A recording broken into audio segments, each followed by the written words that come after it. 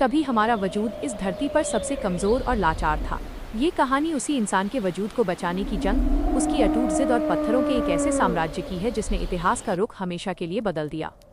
लाखों साल पहले इंसानों की सुबह किसी नए लक्ष्य या कामयाबी से नहीं, बल्कि सिर्फ एक और दिन जिंदा बच जाने के खौफनाक एहसास से शुरू होती थी।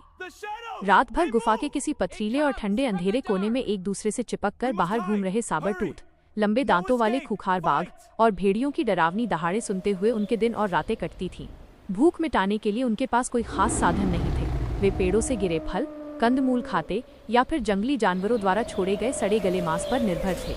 इंसान प्रकृति के हाथों की कठपुतली और महज एक लाचार शिकार था, जिसकी जिंदगी की डोर हर पल टूटने की कगार पर रहती थी। फिर एक दिन कुदरत के उस बेरहम चक्र में कुछ ऐसा हुआ जिसने कमजोरी को ताकत में बदल दिया। कड़ाके की ठंड का मौसम था, बर्फीले तूफान चल रहे थे और एक आदिमानव कई दिनों से भूखा ठिठुरता हुआ अपनी गुफा के मुहाने पर बैठा था। भूख की तड़प और मौत के डर से उपजी हताशा में उसने जमीन पर पड़ा एक भारी और नुकीला पत्थर उठाया और उसे पूरी ताकत से सामने की विशाल चट्टान पर दे मारा।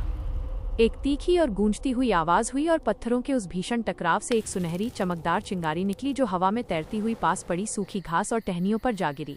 देखते ही देखते धुएं का गुबार उठा और एक छोटी सी लाल लपट ने जन्म ले लिया। आदिमानव पहले तो इस जलती हुई बला को देखकर डर से पीछे हटा, लेकिन फिर उसने महसूस किया कि उस आग के पास आते ही कड़ाके की ठंड गायब हो गई और उसका कांपता शरीर शांत होने लगा। जब रात का घना अंधेरा छाया तो गुफा के बाहर घात लगाए बैठे शिकारी जानवर उस दहकती आग की रोशनी और लपटों को देखकर खौफ से पीछे हट गए। इंसान ने अनजाने में ही सही, पर प्रकृति के सबसे बड़े और रहस्यमयी तत्व आग को वश में कर लिया था। अब उसके पास अंधेरे को चीरने वाली रोशनी थी, मांस को पकाकर स्वादिष्ट बनाने का जादू था और खुद को काल का ग्रास बनने से बचाने का एक अचूक कवच भी था। जैसे जैसे सदियां बीती, इंसान का दिमाग और उसकी समझ विकसित होने लगी। उसे ये एहसास हो गया कि जो काम उसके कमजोर नाखून और नाजुक दांत नहीं कर सकते, वो पत्थरों की नुकीली धार आसानी से कर सकती है।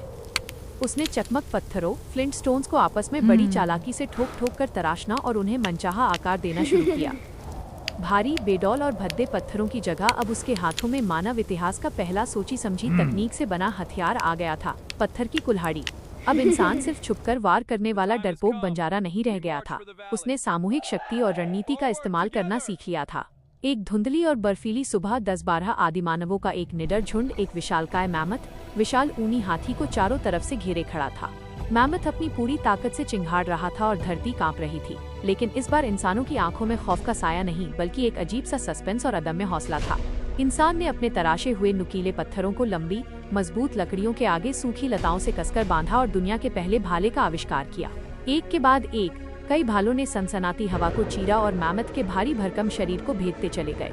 उस महाकाय जानवर का जमीन पर गिरना सिर्फ एक शिकार की सफलता नहीं थी, बल्कि इस बात का खुला ऐलान था कि अब इंसान इस नीली धरती का नया राजा बनने की राह पर कदम बढ़ा चुका है। कई हजार साल और गुजरे, धरती का मिजाज धीरे धीरे बदलने लगा और बड़ी बड़ी बर्फ की चट्टानें पिघलकर कलकल बहती नदियों में तब्दील होने लगी।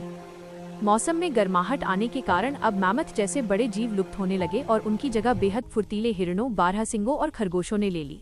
इन हवा से बातें करने वाले तेज रफ्तार जानवरों का भारी और बड़े भालों से शिकार करना बिल्कुल नामुमकिन था। इंसान के सामने एक बार फिर वजूद का संकट था, लेकिन इस बार उसके पास अनुभव की ताकत थी। उसने पत्थरों की कला को और महीन किया, पत्थरों को बेहद छोटा, बारीक, हल्का और त्रिकोणीय रूप दिया, जिन्हें इतिहास में माइक्रोलिथ यानी सूक्ष्म पाषाण कहा गया। इन छोटे पत्थरों को बांस की पतली और लचीली लकड़ियों के आगे लगाकर और एक डोरी की मदद से इंसान ने दुनिया का पहला तीर कमान तैयार कर लिया। अब शिकार के लिए जानवर के हिंसक पंजों के करीब जाने का जोखिम उठाने की जरूरत नहीं थी। दूर झाड़ियों में चुपचाप बैठकर भी एक सटीक तीर पलक झपकते ही शिकार को ढेर कर सकता था। इसी शिकार के सफर के दौरान जंगलों में भटकते हुए एक चालाक और भूखे भेड़िए के बच्चे की नजर इंसानों की गुफा के बाहर बचे खुचे मांस के टुकड़ों पर पड़ी। वो रोजाना भोजन के लालच में धीरे धीरे इंसानों के करीब आने लगा।